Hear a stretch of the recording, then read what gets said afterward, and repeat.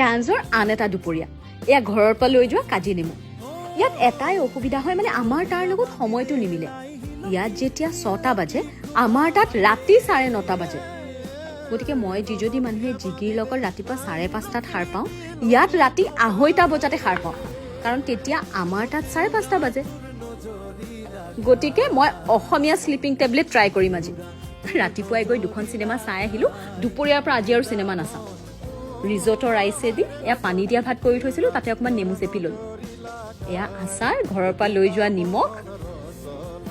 ধুনীয়াকৈ ভাতকেইটা খাই লৈছো আপোনালোকে এইটো স্লিপিং টেবলেট ট্ৰাই কৰেনে বাৰু এইখিনি কালিয়ে থৈ দিয়া মাংস বিদেশতো কিন্তু পানী দিয়া ভাতৰ কিছু যোগাৰ কৰিছো আৰু এই যে আছিলে কাঁচকলৰ চিপছটো তাতে কিনা শুকান আলু ভাজি হলে পানী দিয়া ভাতৰ লগত ভাল লাগে গতিকে এইটো এনেকৈ ব্যৱহাৰ কৰিলো